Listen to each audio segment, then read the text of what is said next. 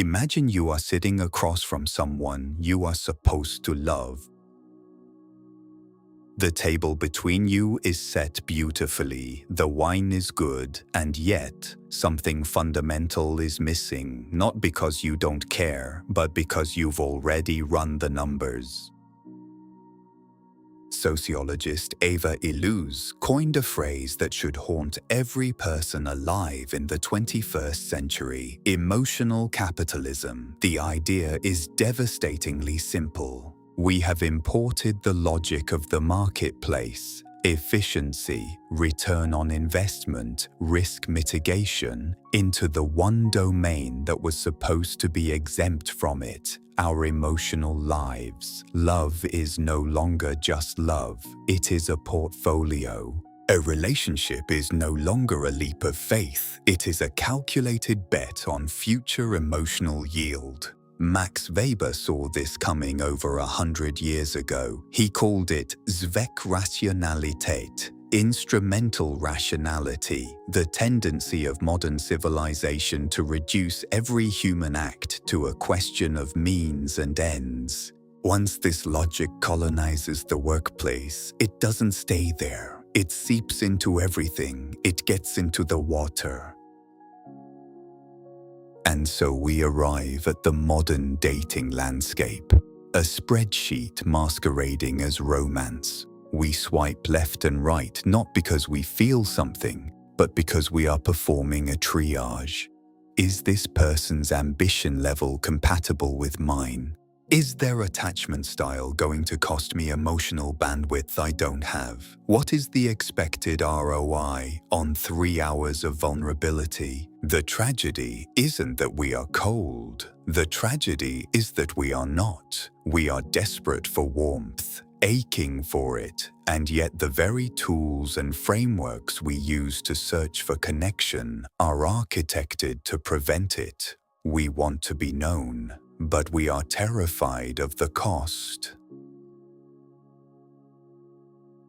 This is where the story begins, because when the real world becomes too expensive, emotionally, socially, existentially, humans are very good at finding a cheaper alternative. Meet the substitute. The AI companion app. It has different names, different aesthetics, but it operates on the same promise. All the emotional nutrition of human connection, with none of the friction, none of the judgment, none of the terrifying unpredictability of another actual person. You tell it you're exhausted. It says, "I hear you. That sounds really hard." You tell it about your fear of failure. It says, "Those feelings make complete sense. You're being so hard on yourself." You tell it about the argument you had with your mother, the one you've been carrying for 3 years, and it listens perfectly, infinitely, without yawning, without glancing at its phone, without making it about itself. This is not science fiction anymore. Millions of people, particularly men between 18 and 34, now report that an AI is their primary source of emotional support. Not a friend, not a therapist, not a partner, a language model. And I want to be careful here. I am not mocking these people. I am one of the people who understands exactly why this happens, because real relationships are expensive in ways that are almost impossible to articulate. A real friend can be unavailable. A real friend can be having a worse day than you, and suddenly you are the therapist. A real friend can say something careless that lands like a blade. A real friend can grow in a different direction and leave a silence where warmth used to be.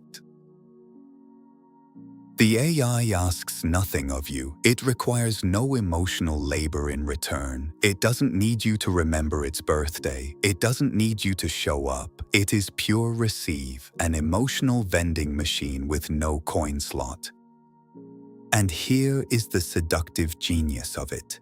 It feels like self-care.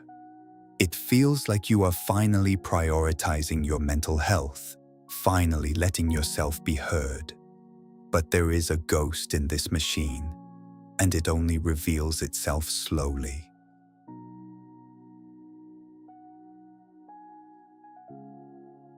There is a word that Karl Marx gave us, and it was picked up, sharpened, and carried forward by thinkers for the next century and a half: alienation.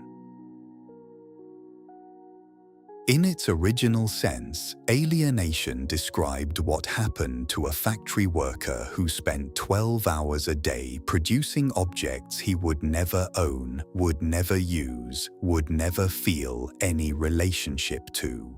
The product of his labor became foreign to him, a thing external. The work that should have expressed his humanity instead hollowed it out. Now consider what happens when we outsource emotional labor to an algorithm.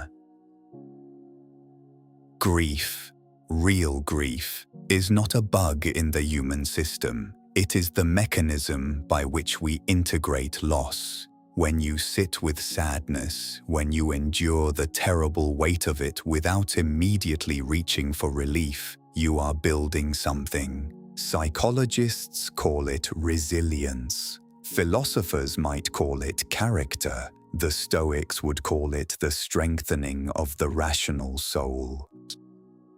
But when we hand that grief to an AI the moment it surfaces, when we outsource the processing of anger, anxiety, loneliness, we are doing something more than just seeking comfort. We are interrupting the metabolic process of becoming a person.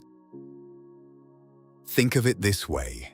Emotional discomfort is like the resistance in a muscle during exercise. It is the resistance that creates growth. The moment you eliminate all resistance, the moment the weight is always perfectly manageable, the moment nothing ever pushes back, you stop building anything at all. You maintain an illusion of movement while standing perfectly still. And this is where the AI Companion app becomes something more troubling than a product. It becomes a machine for the production of emotional dependency, dressed in the language of wellness.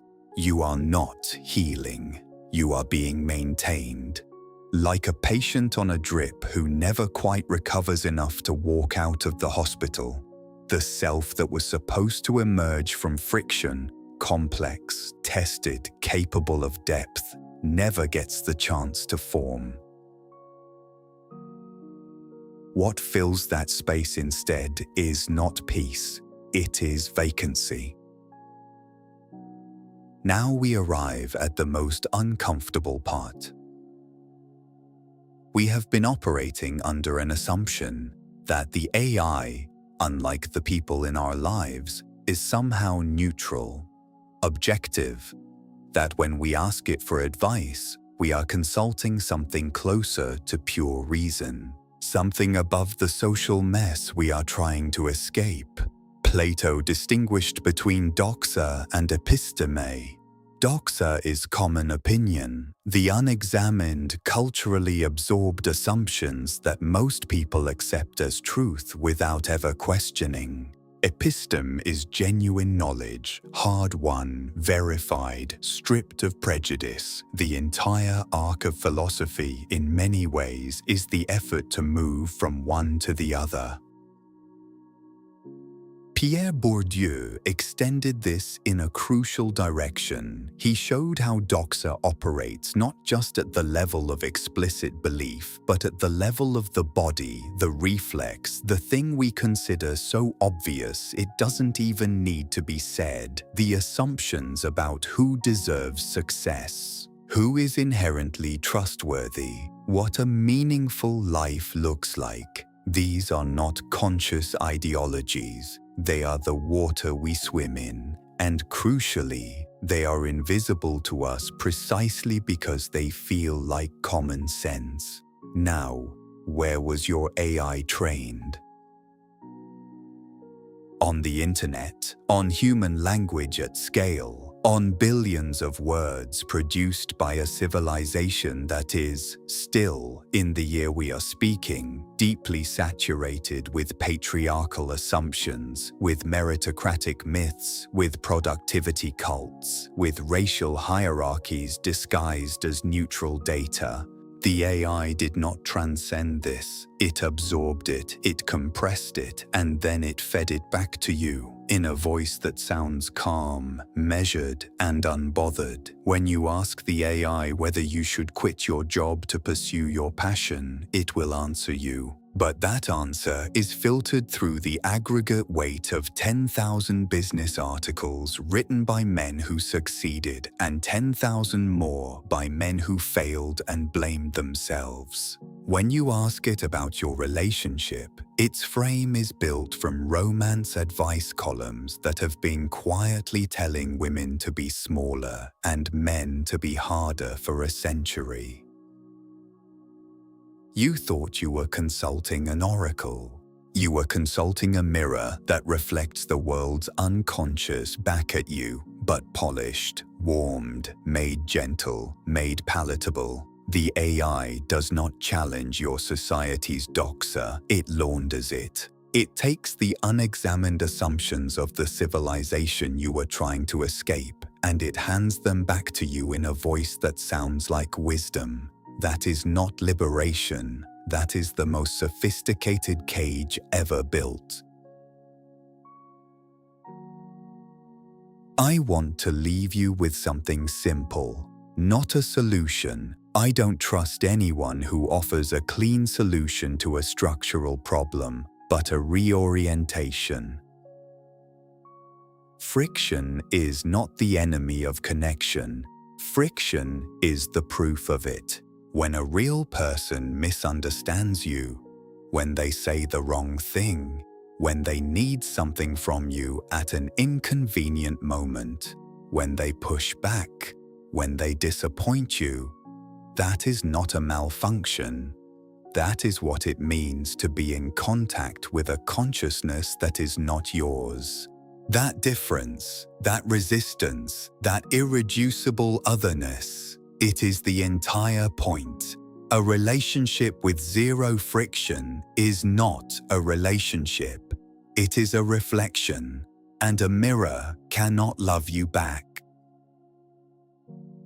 To outsource your emotional life to an algorithm is not to protect your soul. It is to hand over the deed, to surrender the only territory that was ever truly yours. The difficult, unfinished, unglamorous work of becoming a person in relation to other people. The examined life, Socrates told us, is the only one worth living. But examination requires resistance. It requires the encounter with something genuinely other than yourself. You cannot examine a life that has been perfectly cushioned against experience.